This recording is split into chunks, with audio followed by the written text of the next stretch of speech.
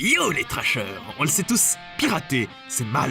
Pourtant, ça ne nous empêche pas de presque tous le faire, même juste une fois. Allez, à vous. Et le domaine du jeu vidéo est touché de plein fouet. Que ce soit pour tester avant d'acheter, par manque de moyens, ou bien par un boycott de l'éditeur, les raisons sont nombreuses pour nous pousser à passer du côté obscur. La solution pour nous y empêcher, rendre les jeux plus difficiles à pirater ou des serveurs qui vérifient l'authenticité du jeu. Mais il y a parfois bien plus original et cruel. Je vous propose de se plonger dans cette histoire du jeu vidéo et les mystères qui entourent la guerre secrète contre le piratage. Avec l'ami Léo. Avant Internet.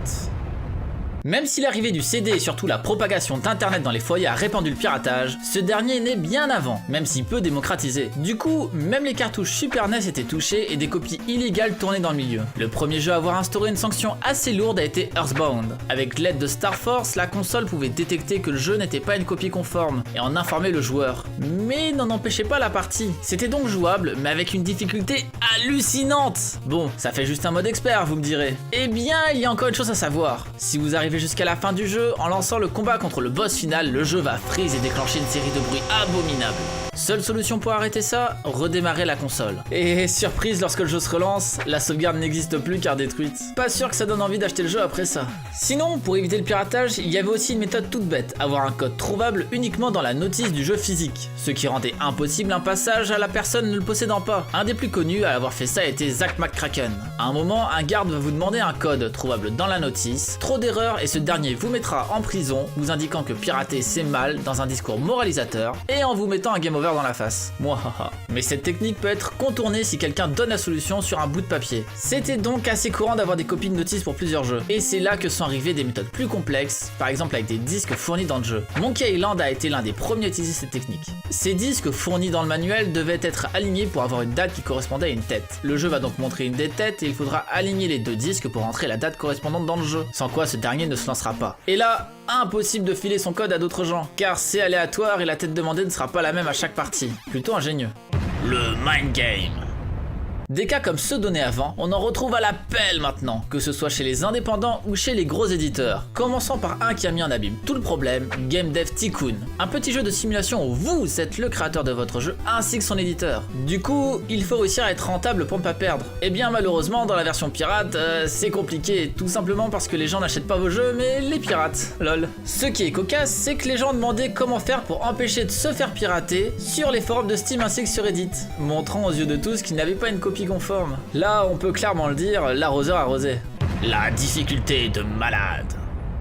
D'autres jeux font moins dans la finesse, mais sont tout autant dévastateurs. C'est le cas de Serious Sam 3 ainsi que de Dark Souls, en ajoutant des ennemis extrêmement puissants dans les jeux en question. Le premier ajoute un scorpion invincible, extrêmement violent et super rapide qui vous suit dès le début du jeu et ne vous lâchera pas la grappe. Le second, quant à lui, remplacera les ennemis avec le Spectre Noir, un ennemi avec 1900 points de vie et toutes ses capacités au maximum. Et ça dès le début du jeu. Déjà que ce dernier jeu est réputé pour être super dur à la base, là ça devient clairement du masochisme. Sinon, si des fois vous trouvez que parfois la vie va trop vite, Mirror's Edge peut vous convenir. Ici, il n'est plus question de course, mais de prudence. Pas question de courir près des bords, du coup, on se met à marcher de plus en plus lentement, ce qui rend impossible certaines phases de jeu compliquées. Et bonne chance pour faire du parcours avec une frousse pareille. Enfin, Batman peut aussi avoir quelques soucis avec ses gadgets. La preuve en est avec le grappin qui va commencer un peu à faire n'importe quoi. Du coup, c'est la fête du glitch. On traverse le mur et on tombe dans le vide. Ajoutez à ça qu'il a oublié comment planer et qu'à la place il bouge les bras frénétiquement, bonne chance pour finir le jeu.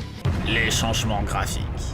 Enfin, d'autres jeux réduisent considérablement leur qualité graphique, mais commençons par ceux qui restent sobres. Par exemple, Alan Wake a rajouté un petit cachet de pirate à son protagoniste. Ça ne change rien au jeu, ça rappelle juste que la copie est piratée. Ça peut peut-être empêcher la diffusion d'un let's play au risque de se faire bâcher par sa communauté, vous me direz. Mais rien de bien méchant. On retrouve cette technique dans No Time to Explain, un petit jeu de plateforme 2D, mais cette fois-ci avec le chapeau, ou bien encore dans Quantum Break, encore une fois avec un cache-œil. Mais d'autres vont plus loin sur les changements graphiques, et un des plus flagrants est le jeu Sims 4. Dans ce dernier, on ne peut pas voir les personnages à poil, car les parties génitales sont cachées par une mosaïque. Et bien sur une version modifiée, le jeu va avoir cette mosaïque absolument partout. Au début c'est très léger et à la fin, ça devient carrément irregardable. GTA 4 est tout aussi fourbe, mais cette fois-ci pas de mosaïque, mais une caméra extrêmement capricieuse qui va imiter une vision quelque peu désorientée, et qui encore une fois devient de pire en pire. C'est comme si le mode bourré était activé et allait crescendo dans la violence de son effet. Et le plus what the fuck dans cette catégorie, c'est Witcher 2. Encore une fois, le jeu ne vous bloquera pas directement. Bon, mis à part quand le jeu vous tuera de manière aléatoire dans des cinématiques. Mais ça on commence à avoir l'habitude. d'habitude. Mais le second changement est plus intéressant, si je puis dire. Le jeu est rempli de scènes plutôt adultes, bah la version craquée peut convenir à un tout autre public, car il changera le modèle des jeunes femmes par